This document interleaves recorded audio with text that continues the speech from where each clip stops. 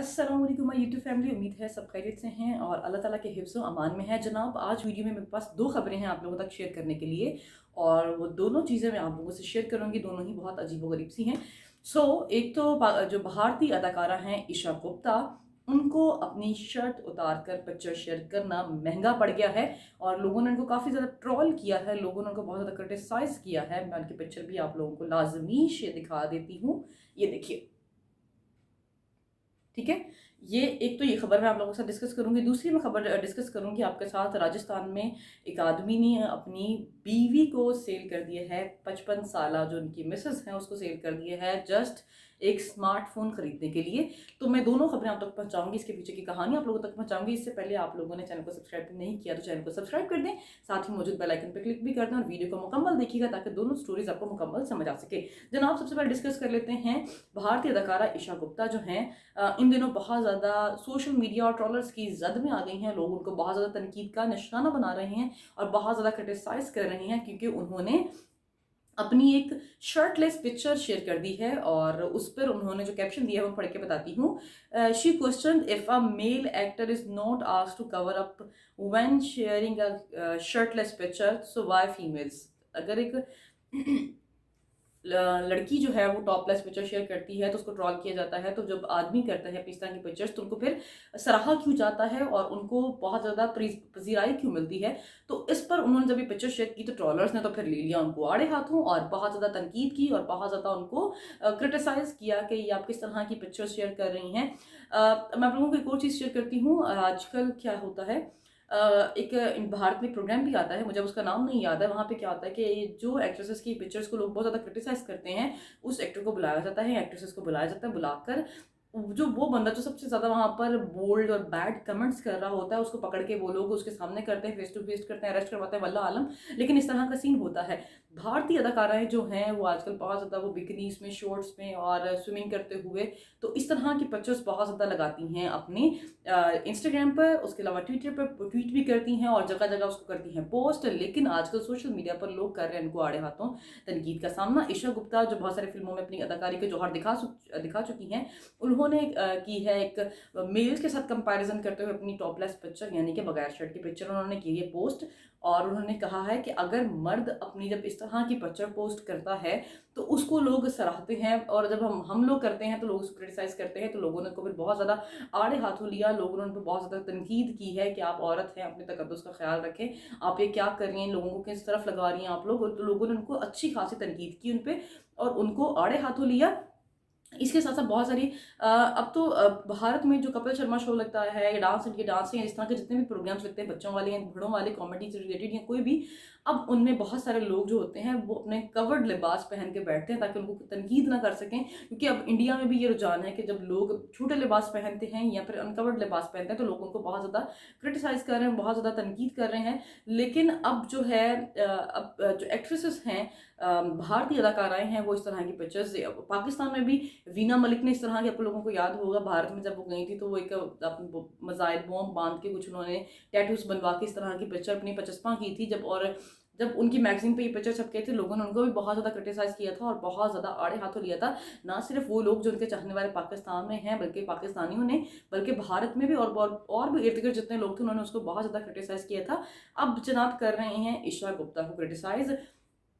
भारत में बल्कि पाकिस्तान में भी क्या होता है, जो अदाकार होते हैं या अदाकाराएँ होती हैं, ये बन चुके होते हैं रोल मॉडल्स। और जब भी कोई भी ऐसी ऑल फॉल चीज़ पोस्ट करते हैं अपने इंस्टाग्राम पर, ट्विटर पर, तो लोग उनको करते हैं तनकीद का, उनको निशाना बनाते हैं और इस तरह इनको ईशा गुप्ता का बहुत ज़्यादा तनकीद किया जा रहा है, लोगों को बहुत ज़्यादा क्रिटिसाइज़ कर रहे हैं।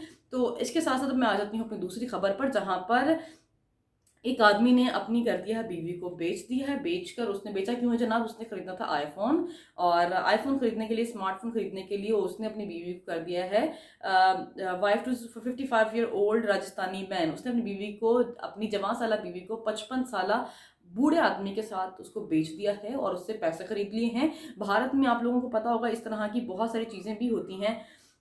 26 साला खातून हैं जिनको शौहर ने बेच दिया है 55 साला आदमी को और बेच के जो उनसे पैसे मिले हैं, जो उससे उसने खरीदे हैं बीवी को बेच बेच के जो पैसे लिए हैं, उससे उसने खरीदा है स्मार्टफोन। लोगों ने इस पे बहुत ज़्यादा ट्रोल किया, क्रिटिसाइज़ किया है कि एक शौहर अपनी बीवी को इस हद तक गिर सकता है।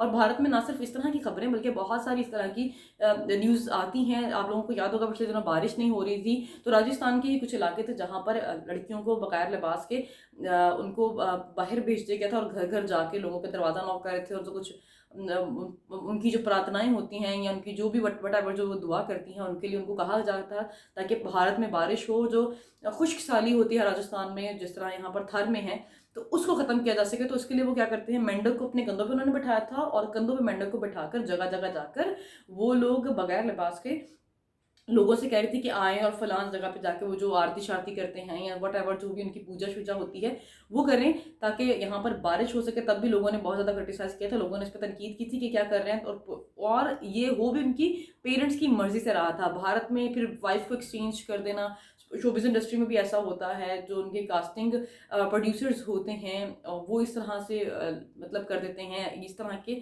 बरहना और गंदे काम उनके यहाँ चलते रहते हैं। लेकिन अब जो है जनाब, स्मार्टफ़ोन की खातिर शौहर ने बेच दिया बीवी को, ये मैंने आपको पहले बताया था। लेकिन अब इस तरह के बहुत सारे वाक़यात भारत में सामने आते हैं, कम उम्री की शादियाँ सामने आ जाती हैं। वहाँ पर वैसे भी इस तरह का इंतशार और जाहिलियत बहुत ज़्यादा है। वो स्पेशली वो इलाके जहाँ पर इतना तालीम का रुझान नहीं है, तालीमी फ़ुक़दान है, बहुत ज़्यादा तालीम का फ़ुक़दान है। तो वहाँ पर एक तो क्या होता है कि 13-13 साल की, 14-14 साल की बच्चियों को, 10-10 साल की बच्चियों को, 8-8 साल की बच्चियों को बड़े आदमी के साथ ब्याह दिया जाता है, शादी कर दी जाती है। तो वो अभी उनको समझ भी नहीं होता, वो अपनी एक बचपने से निकलती भी नहीं है प्रॉपर से अभी तक, उनको चलना भी अच्छे से नहीं आता है, तो उनकी इस तरह से शादी कर दी जाती है। अब इस तरह की चीज़ें करके भारत में अवाम को वर्गलाया जा रहा है, अवाम को बुरे रास्ते पे चलाया जा रहा है। आप लोग सोच रहे होंगे मैं भारत की खबर आप लोगों तक क्यों दे रही हूँ, क्योंकि मैं सहाफ़ी हूँ। मेरा काम है आप लोगों तक दुनिया भर में जहाँ पर जो-जो खबरें हो रही हैं, मैं आप लोगों तक पहुँचा सकूँ बीइंग अ जर्नलिस्ट, और इसके साथ-साथ कि मैं आप लोगों को जो-जो भी इस जगह पर हो रहा है, जैसा भी हो रहा है, मैं आप लोगों तक शेयर करूँ, ये मेरा फ़र्ज़ है। इसीलिए मैं सिर्फ़ पाकिस्तान की नहीं बल्कि भारत की, और जहाँ-जहाँ जो-जो भी होता है, मैं आपको खबर ज़रूर शेयर करूँगी। अब जनाब लोग उनको भारतीय में जो राजस्थान के आदमी ने जो किया है, लोग उसको तनकीद कर रहे हैं कि इसने अपनी सिर्फ़ फ़ोन की खातिर अपनी बीवी को बेच दिया है। इस तरह के बहुत सारे वाक़यात होते हैं, लोग अपनी वाइफ़ को एक्सचेंज कर लेते हैं और बहुत सारे इस तरह के इंसिडेंट्स वहाँ पर होते रहते हैं। एक तो कॉन्सेप्ट वहाँ पर ये बहुत है कि मुसलमान पर जो तशद्दुद करते हैं, इस तरह के काम करते हैं, लेकिन भारत की अगर शोबिज़ इंडस्ट्री की बात करें तो वहाँ पर भी अगर किसी को मेन स्क्रीन तक या लेके आना है तो उसके लिए वो पहले उसको ऑप्शंस कुछ गलत रास्तों तक देते हैं कि अगर आप यहाँ ये करेंगे तो आप स्क्रीन तक आ सकते हैं, वरना नहीं आ सकते हैं।